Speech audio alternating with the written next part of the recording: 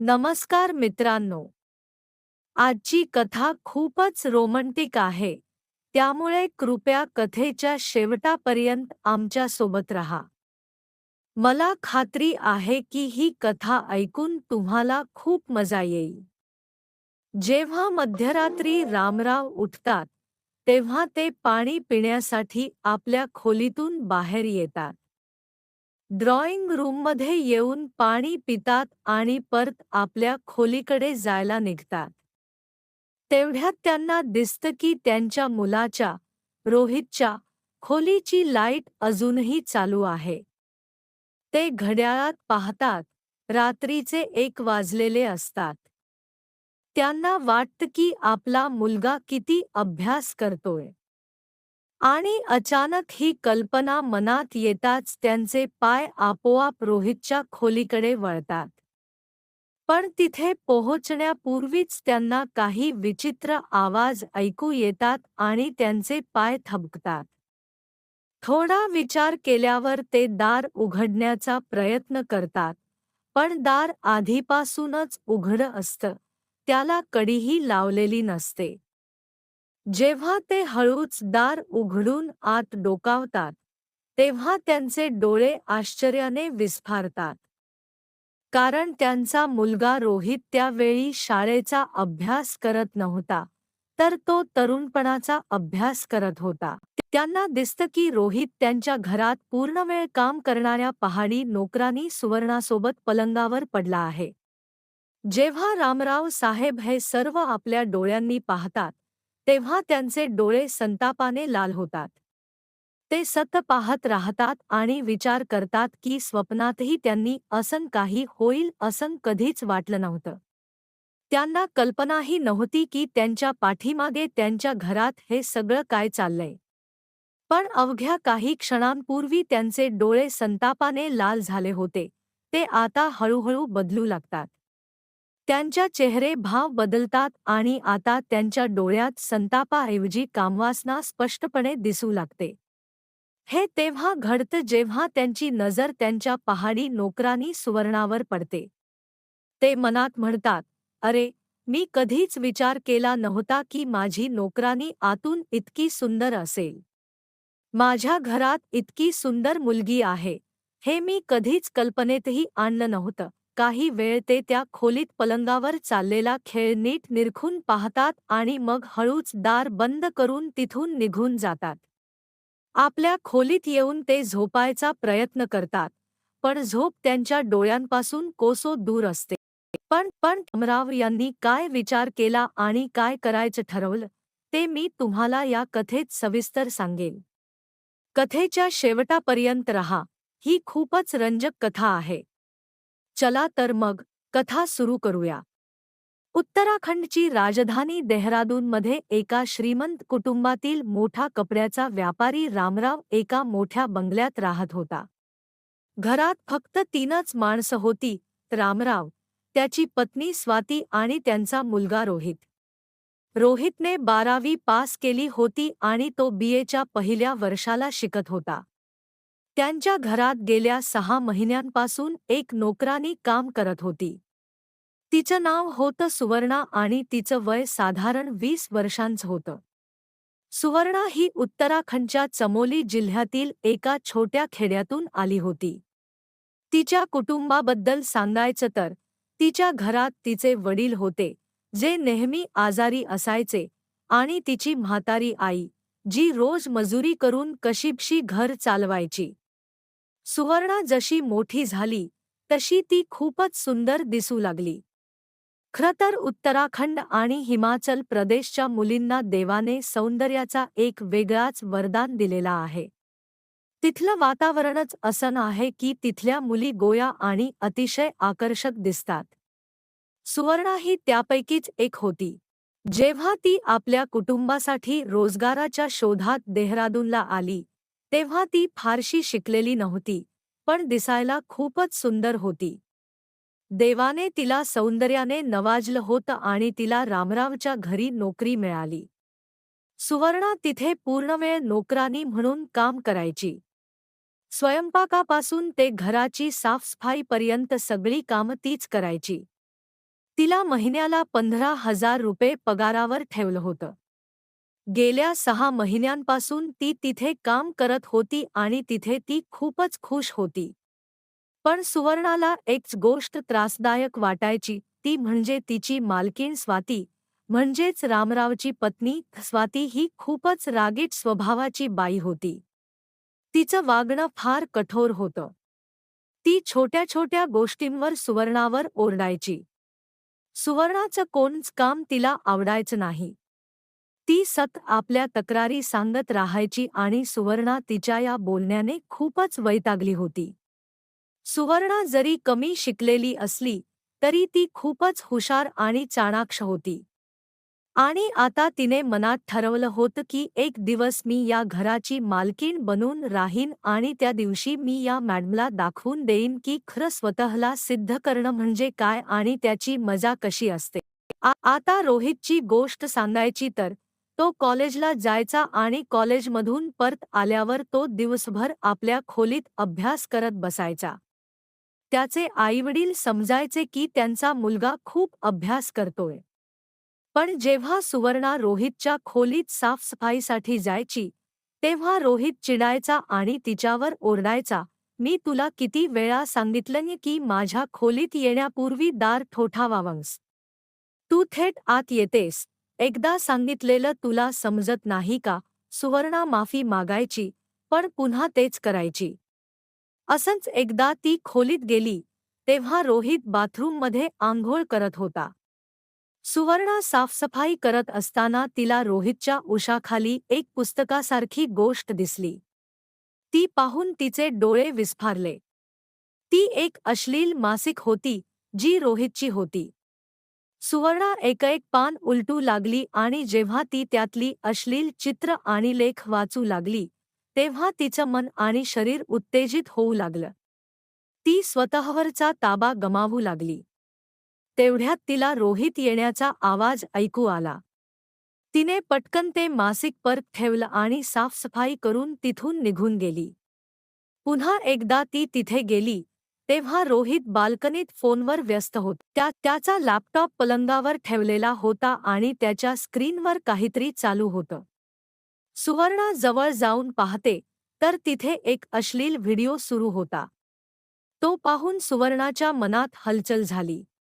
ती पटकन तिथून निघून आपल्या खोलीत गेली आणि कशीबशी स्वतःला शांत केलं.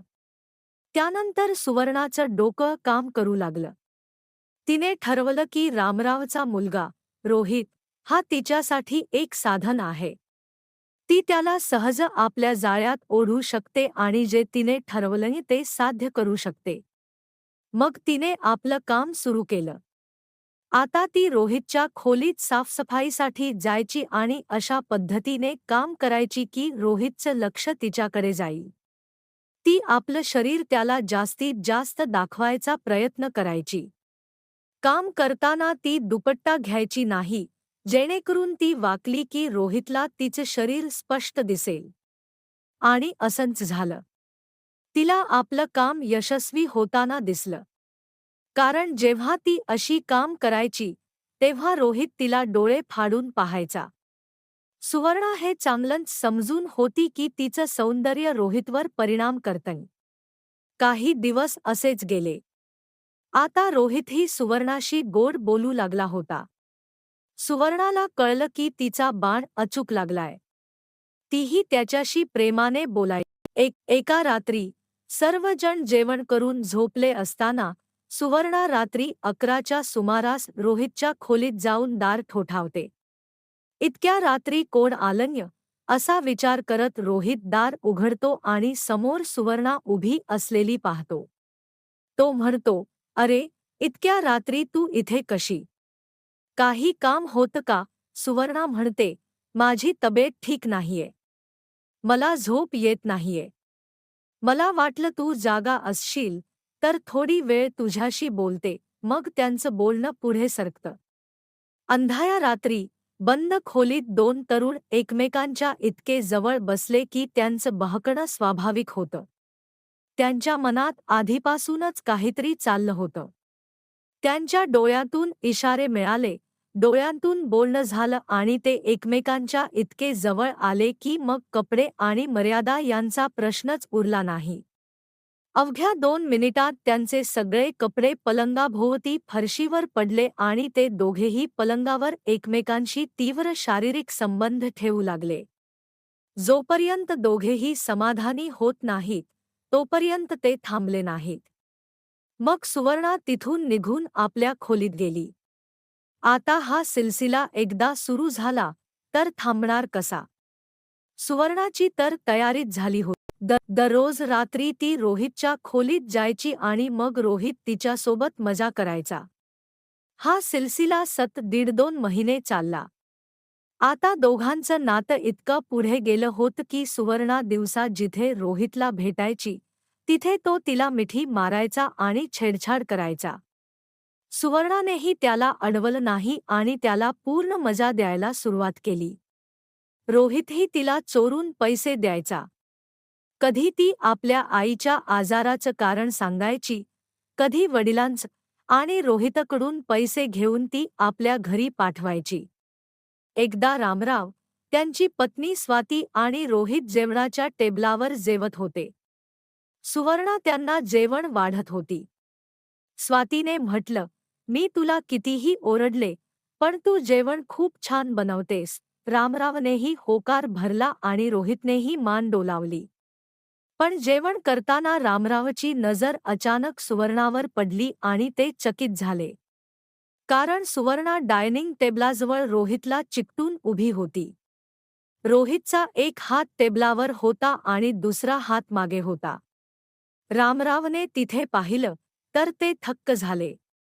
रोहित सुवर्णाच्या कपड्यांखाली हात घालून काहीतरी करत होता आणि सुवर्णा स्वतःला सावरत थोडी हलत होती. रामरावला हे समजायला वेळ लागला नाही की त्यांचा मुलगा रोहित त्या वेळी काय करत होता. ते त्या वेळी काही बोलले नाहीत. जेवण झालं आणि सगळे आपापल्या खोलीत गेले. रामराव विचार करत होते की हा मुलगा चुकीच्या मार्गावर चाललाय, त्याला थांबवायला हवं, नाहीतर तो आपलं आयुष्य उद्ध्वस्त करून घेईल. आणि त्याच रात्री जेव्हा ते पाण्यासाठी बाहेर आले आणि रोहितच्या खोलीची लाईट चालू असलेली पाहिली, तेव्हा त्यांना वाटलं की हाच योग्य क्षण आहे. आई झोपलीय, मी मुलाशी बोलतो, त्याला समजावतो. पण जेव्हा ते खोलीजवळ पोहोचले, तेव्हा त्यांनी जे दृश्य पाहिलं, ते मी तुम्हाला कथेच्या सुरुवातीला सांगितलेच आहे. आता बोलण्याचा प्रश्नच नव्हता, कारण त्यांनी तर सगळं प्रत्यक्ष डोळ्यांनी पाहिलं होतं. रोहितचा बाप परत आपल्या खोलीत आला. दुसऱ्या दिवशी सकाळी त्यांनी कुणालाच काही सांगितलं नाही. दिवसभर ते आपल्या कामात व्यस्त राहिले. पण रात्री पुन्हा तिघेही जेवणाच्या टेबलावर बसले, तेव्हा रामराव म्हणाले, "रोहित, उद्यापासून तू हॉस्टेलला जाणार आहेस. आता तू हॉस्टेलमध्येच राहशील आणि तिथेच अभ्यास करशील. मला दिसतंय की बऱ्याच दिवसांपासून तुझं लक्ष अभ्यासावर अजिबात नाहीये." रोहितने विरोध केला आणि जायला तयार झाला नाही. त्याच्या आईनेही म्हटलं, "अचानक असं काय झालं की तू मुलाला हॉस्टेलला पाठवायला आटापिटा करतोस?" रामराव काही बोलले नाहीत. जेवण झाल्यावर रोहित त्यांच्याकडे गेला आणि बोलायला लागला, तेव्हा ते फक्त एवढंच म्हणाले, "मला सगळं माहीत आहे. माझ्या पाठीमागे काय चाललंय, तू नोकरानीसोबत काय खेळ खेळतोस, मला सगळं कळलंय. मला हे तुझ्या आईला सांगायला हवं." रोहित हे ऐकून थक्क झाला. कारण जर ही गोष्ट त्याच्या आईपर्यंत पोहोचली, तर घरात एकच गोंधळ उडाला असता आणि त्याची जी काही उरलीसुरली इज्जत होती, तीही गेली असती. आता रोहितकडे दुसरा पर्याय नव्हता. तो शांतपणे हॉस्टेलला जायला तयार झाला. रोहित तर गेला, पण आता त्याचा खेळ बंद झाला होता. इकडे सुवर्णाही टेन्शनमध्ये होती. कारण ज्या मिशनवर ती होती, ते मध्येच अडकलं होतं. रोहित गेल्याने तिच्या शारीरिक गरजा थांबल्या होत्या आणि तिने जे नियोजन केलं होतं, तेही अयशस्वी होताना दिसत होतं. पण सुवर्णाला जास्त वाट पाहावी लागली नाही. कारण त्याच रात्री रामराव आपली पत्नी झोपल्यावर मध्यरात्री खोलीतून बाहेर आले आणि थेट सुवर्णाच्या खोलीत गेले. त्यांनी दार ठोठा सुवर्णाने दार उघडलं आणि आपल्या साहेबांना मध्यरात्री खोलीत येताना पाहून ती चकित झाली. ती म्हणाली, "साहेब, इतक्या रात्री तुम्हाला कसली गरज पडली? तुम्हाला काही हवंय का?" रामराव म्हणाले, "हो, मला खूप काही हवंय." ती म्हणाली, "मला सांगा, तुम्हाला काय हवंय? मी तुम्हाला आत्ता आणून देते." रामराव म्हणाले, "मला जे हवंय ते या खोलीतच मिळेल." मग ते आत आले. सुवर्णाला कळत नव्हतं की हे साहेब काय म्हणताहेत. रामरावने दार आतून बंद केलं आणि सुवर्णाला म्हणाले, "पहा सुवर्णा, मला सगळं माहीत आहे. माझ्या पाठीमागे या घरात काय चाललंय आणि तू माझ्या मुलासोबत काय खेळ खेळलीस, हे सगळं मला कळलं." हे ऐकून सुवर्णाचा चेहरा पिवळा पडला. ती भीतीने थरथरू लागली आणि म्हणाली, "साहेब, मी तुमचे पाय धरते. माझ्याकडून चूक झाली. मी पुढे अशी चूक कधीच करणार नाही. कृपया मला नोकरीवरून काढू नका." पण त्यानंतर रामराव जे बोलले, ते ऐकून सुवर्णाच्या चेहऱ्यावर हसू आलं. ते म्हणाले, "सुवर्णा, तुझी जागा माझ्या पायांवर नाहीये, पायांपासून थोडं वर आहे. जे काही चाललं होतं, ते असंच चालू राहील. फक्त एवढाच फरक असेल की आता माझ्या मुलाच्या जागी मी आणि तुला जे काही हवं असेल, मी तुला सगळं देऊ शकतो, जे माझा मुलगा तुला देऊ शकत नाही, हे तू चांगलंच जाणतेस. त्यामुळे सगळं असंच चालू राहील आणि याबद्दल कुणालाच काही कळणार नाही." सुवर्णाचं डोकं खूपच चालत होतं. ती पटकन विचार करते, मुलगा असो वा वडील, मला काय फरक पडतो? मला फक्त या घराची मालकीण व्हायचंय, या घरावर राज्य करायचंय, मग ते कसंही झालं तरी चालेल. मग ती गुडघ्यांवर बसते आणि रामरावसमोर असं काही करते की रामराव पंखांशिवाय 7व्या आकाशात उडू लागतात. त्यांच्या डोळ्यातून आणि कण्हण्यातून खोली गुंजू लागते. अशा प्रकारे ती रामरावला सुख देऊ लागते. मग रामराव त्या रात्री तिच्यासोबत आपल्या पद्धतीने शारीरिक संबंध ठेवतात आणि सुवर्णा त्यांना नाराज होण्याची संधीच देत नाही. ती कलात्मकतेने त्यांना खुश करते. रामरावला जणू स्वर्ग मिळाल्यासारखं वाटतं. मग ते आनंदाने खोलीतून निघून जातात. आता हा जो सिलसिला सुरू झाला, तो थांबणार कसा? आता रोहितच्या जागी त्याचे वडील रामराव आले होते. दररोज रात्री पत्नी झोपल्यावर रामराव सुवर्णाच्या खोलीत यायचे आणि सुवर्णा आपली जवानी त्यांच्यावर लुटायची. ती त्यांच्यासोबत प्रेमाचा खेळ खेळायची. सगळं छान चाललं होतं. हळूहळू रामराव सुवर्णाच्या जाळ्यात इतके अडकले की त्यांना तिच्याशिवाय राहावेना. आता त्यांना तिच्यावर प्रेम वाटू लागलं होतं. तिच्याशिवाय ते राहू शकत नव्हते. मग सुवर्णाने हळूहळू लग्नाची अट घातली आणि रामराव त्यालाही तयार झाले. पण त्यांनी सुवर्णाला समजावलं, ही सगळी संपत्ती आणि व्यवसाय यात माझ्या बायकोचा समान वाटा आहे. मला थोडा वेळ दे, मी माझ्या बायकोकडून सगळं माझ्या नावावर करून घेतो आणि मग आपण दोघं लग्न करू. मग तू आणि मी, फक्त आपणच जनतेची सैर करू, आपल्याला कोणीही अडवणार नाही. मग काही दिवस असंच चाललं. मग सुट्ट्या आल्या आणि रोहित घरी परत आला. आणि ती रात्र होती जेव्हा रोहितही सुवर्णासोबत शारीरिक संबंधांचे स्वप्न पाहत होता. पण रामराव तर आधीच सुवर्णाच्या खोलीत पोहोचले होते आणि रोजच्याप्रमाणे तिच्यासोबत हनीमूनचा खेळ खेळत होते. मग रोहित तिथे आला आणि त्याने आपले वडील आणि सुवर्णा हे सगळं करताना पाहिलं. तो स्वतःवर नियंत्रण ठेवू शकला नाही. तो विचार करू लागला, माझी दुकान बंद करून हा म्हातारा स्वतः मजा लुट. कारण सुवर्णाने त्याला फसवलं होतं आणि त्याच्या वडिलांनी, ज्यांनी त्याला याच कारणासाठी घराबाहेर काढलं होतं, तेही आता हेच करत होते. तो थेट खोलीत गेला आणि वडिलांशी आणि सुवर्णाशी भांडायला लागला. रामराव त्याला शांत करण्याचा प्रयत्न करत होते, पण तो शांत होईना. रामरावला भीती वाटत होती की जर त्यांची पत्नी जागी झाली आणि इथे आली तर मोठा गोंधळ होईल. उगीच सगळं बिघडेल. आणि जेव्हा रोहित समजावूनही शांत झाला नाही, तेव्हा त्यांनी त्याच्यावर हात उचलला. पाहता पाहता बापलेकात हाणामारी सुरू झाली. जेव्हा गोष्ट इतकी पुढे गेली, तेव्हा रामरावने तिथे ठेवलेलं फुलदाणी उचलून रोहितच्या डोक्यावर मारलं. रोहितचं डोकं फुटलं आणि तो खाली कोसळला. पण हे होत असताना रामरावची पत्नी स्वाती तिथे पोहोचली होती आणि हे सगळं पाहिलं होतं. ती पडणारच होती, पण तिने सगळं पाहिलं होतं. स्वातीला पाहताच सुवर्णा ओरडली, "साहेब, राज उघडण्यापूर्वी यांनाही मारून टाका." पण स्वाती दाराजवळ उभी होती. तिने पटकन दार बाहेरून बंद केलं, कुलूप लावलं आणि बाहेर पळत गेली. तिने पोलिसांना बोलावलं. जोपर्यंत पोलीस तिथे पोहोचले, तोपर्यंत खूप उशीर झाला होता. दार उघडलं, तर आत रामराव आणि सुवर्णा होते आणि रोहित जमिनीवर पडलेला होता. रोहितला रुग्णालयात नेलं, पण तिथे डॉक्टरांनी त्याला मृत घोषित केलं. रामराव आणि सुवर्णाला ताब्यात घेतलं गेलं. त्यांची चौकशी झाली आणि ही सगळी कथा उघड झाली. पोलिसांनी वेगवेगळ्या कलमांखाली गुन्हा दाखल केला आणि कोर्टात हजर करून त्यांना तुरुंगात पाठवलं. तर मित्रांनो, ही होती आजची कथा. तुम्हाला या कथेबद्दल काय वाटतं? तुमचं मत कमेंटमध्ये नक्की सांगा.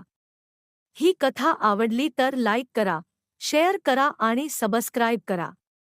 धन्यवाद.